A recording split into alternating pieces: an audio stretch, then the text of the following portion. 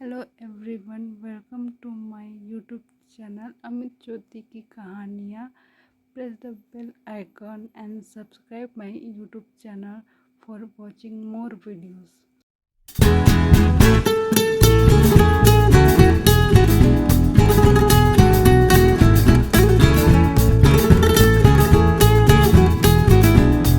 आज हम आपके लिए एक नई कहानी लेकर आए हैं जिसका नाम है चतुर खरगोश और शेर। किसी घने वन में एक बहुत बड़ा शेर रहता था। वह रोज शिकार पर निकलता और एक ही नहीं, दो नहीं, कई कई जानवरों का काम तमाम कर देता। जंगल के जानवर डरने लगे कि अगर शेर इसी तरह शिकार करता रहा तो एक दिन ऐसा आएगा कि जंगल में कोई भी जानवर नहीं बचेगा। शेर को रोकने के लिए कोई न कोई उपाय करना जरूरी था। एक दिन जंगल के सारे जानवर इकट्ठा हुए और इस प्रश्न पर विचार करने लगे। अंत में उन्होंने तय किया कि वे सब शेर के पास जाकर उससे इस बारे में बात करें। दूसरे दिन जानवरों के एक दल शेर के पास पहुंचा। उनके अपनी ओर आते देख शेर घबरा गया और उसने गरज कर पूछा, क्या बात है? तुम सब यहाँ क्यों आ रहे हो? जानवर दल के नेता ने कहा, महाराज, हम आपके पास निवेदन करने आए हैं। आप राजा हैं और हम आपकी प्रजा। जब आप शिकार करने निकलते हैं तो बहुत जानवर मार डालते हैं।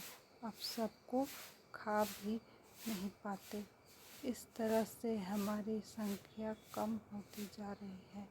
अगर ऐसा ही होता रहा तो कुछ ही दिनों में जंगल में आपके सिवाय और कोई भी नहीं बचेगा। प्रजा के बिना राजा भी कैसे रह सकता है? यदि हम सभी मर जाएंगे तो आप भी राजा नहीं रहेंगे। हम चाहते हैं कि आप सदा हमारे राजा बने रहें। आपसे हमारी विनती है कि आप अपने घर पर ही रहा करें। हर रोज़ स्वयं आपके खाने के लिए एक जानवर भेज दिया करेंगे। इस तरह से राजा और प्रजा दोनों ही चैन से रह सकेंगे। शेर को लगा कि जानवरों की बात में सच्चाई है। उसने पल भर सोचा, फिर बोला, अच्छी बात है, मैं तुम्हारे सुझाव को मान लेता हूँ, लेकिन याद रखना, अगर किसी भी दिन तुमने मेरे खाने के लिए पूरा भोजन नहीं भेजा तो मैं जितने जानवर चाहूँगा मार डालूँगा। जानवरों के पास तो और कोई चारा नहीं, इसलिए उन्होंने शेर की शर्त मान ली और अपने अपने घर चले गए। उस दिन से हर रोज़ शेर के खाने के लिए एक जानवर भेजा जाने लगा। इसके लिए जंगल में रहने वाले सब जानवरों में से एक एक जानवर बारी बारी से चुना जाता था। कुछ दिन बाद खरगोशों की बारी भी आ गई। शेर के भोजन के लिए एक नन्हे से खरगोश को चुना गया। वह खरगोश जितना छोटा था उतना ही चतुर भी था। उसने सोचा, बेकार में शेर के हाथों मरना मूर्खता है। अपनी जान बचाने का कोई न कोई उपाय अवश्य करना चाहिए और हो सके तो कोई ऐसी तरकीब ढूंढनी चाहिए जिससे सभी को इस मुसीबत से सदा के लिए छुटकारा मिल जाए। आखिर उसने एक तरकीब सोच ही निकाली। खरगोश धीरे धीरे आराम से शेर के घर की ओर चल पड़ा। जब वह शेर के पास पहुंचा तो बहुत देर हो चुकी थी। भूख के मारे शेर का बुरा हाल हो रहा था। जब उसने सिर्फ एक छोटे से खरगोश को अपनी ओर आते देखा तो गुस्से से बौखला उठा और गरज कर बोला, किसने तुम्हें भेजा है? एक तो पिद्दी जैसे हो, दूसरे इतनी देर से आ रहे हो। जिन बेवकूफ़ों ने तुम्हें भेजा है, मैं उन सबको ठीक करूँगा। एक-एक का काम तमाम ना किया तो मेरा नाम भी शेर नहीं। नन्हे खरगोश ने आदर से ज़मीन तक झुककर, महाराज, अगर आप कृपा करके मेरी बात सुन लें तो मुझे या और जानवरों को दोष नहीं देंगे। वे तो जानते थे कि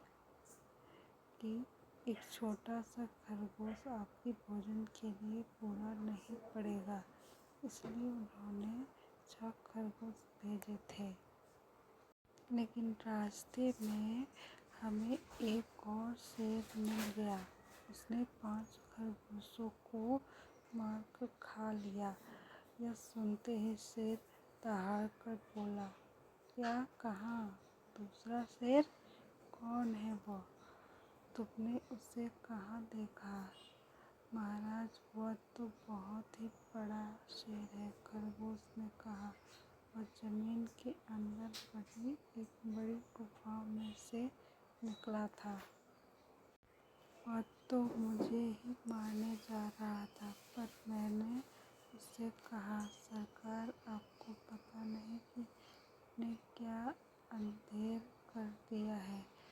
हम सब अपने महाराज के भोजन के लिए जा रहे थे, लेकिन आपने उनका सारा खाना खा लिया है। हमारे महाराज ऐसी बातें सहन नहीं करेंगे। वे ज़रूर ही यहाँ आकर आपको मार डालेंगे। इस पर उसने पूछा, कौन है तुम्हारा राजा? मैंने जवाब दिया, हमारा राजा जंगल का सबसे बड़ा शेर है, महाराज। मेरे ऐसा कहते ही वह गुस्से से लाल पीला होकर बोला, बेवकूफ़, इस जंगल का राजा सिर्फ मैं हूँ। यह सब जानकर मेरी प्रजा है, मैं उनके साथ जैसा चाहूँ वैसा कर सकता हूँ। जिस मोर को तुम अपना राजा कहते हो, उस चोर को मेरे सामने हाजिर करो। मैं उसे बताऊंगा कि असली राजा कौन है। महाराज, इतना कहकर उस शेर ने आपको लिवाने के लिए मुझे यहाँ भेज दिया। खरगोश की बात सुनकर शेर को बड़ा गुस्सा आया और वह बार बार गरजने लगा। उसकी भयानक गरज से सारा जंगल दहलने लगा। मुझे फौरन उस मूर्ख का पता बताओ, शेर ने दहाड़कर कहा। जब तक मैं उसे जान से मार न दूंगा, मुझे चैन नहीं मिलेगा। बहुत अच्छा महाराज, खरगोश ने कहा, मौत ही उस दुष्ट की सजा है। अगर मैं और बड़ा और मजबूत होता तो मैं खुद ही उसके टुकड़े टुकड़े कर देता। चलो, रास्ता दिखाओ, शेर ने कहा। फौरन बताओ, किधर चलना है? इधर आइए महाराज। इधर खरगोश रास्ता दिखाते हुआ शेर को एक कुएं के पास ले गया और बोला, महाराज, वह दुष्ट शेर जमीन के नीचे किले में रहता है, जरा सावधान रहिएगा। किले में छुपा दुश्मन खतरनाक होता है, मैं उससे निपट लूँगा, शेर ने कहा। तुम यह बताओ कि वह है कहाँ? पहले जब मैंने उसे देखा था तब वह यहीं बाहर खड़ा था। लगता है आपको आता देखकर वह किले में घुस गया। आइए, मैं आपको दिखाता हूँ। खरगोश ने कुएं के नज़दीक आकर शेर से अंदर झाँकने के लिए कहा। शेर ने कुएं के अंदर झाँका तो उसे कुएं के पानी में अपनी परछाई दिखाई दी।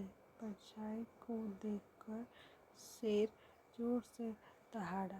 कुएं के अंदर से आती हुई अपने ही दहाड़ने की गूंज सुनकर उसने समझा कि दूसरा शेर भी दहाड़ रहा है। दुश्मन को तुरंत मार डालने के इरादे से वह फौरन कुएं में कूद पड़ा। कूदते ही पहले तो वह कुएं की दीवार से टकराया, फिर धड़ाम से पानी में गिरा और डूबकर मर गया। इस तरह चतुराई से शेर से छुट्टी पाकर नन्हा खरगोश घर लौटा। उसने जंगल के जानवरों को शेर के बारे में जानने की कहानी सुनाई।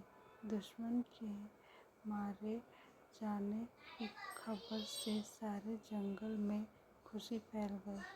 जंगल के सभी जानवर खरगोश की जय जयकार करने लगे। इस कहानी से हमें यह सीख मिलती है कि घोर संकट की परिस्थितियों में भी हमें सूझबूझ और चतुराई से काम लेना चाहिए और आखिरी दम तक प्रयास करना चाहिए। सूझबूझ और चतुराई से काम लेकर हम भयंकर संकट से उबर सकते हैं और बड़े से बड़े शक्तिशाली शत्रुओं को भी पराजित कर सकते हैं। Thanks for watching. If you like this video, please like, share and subscribe.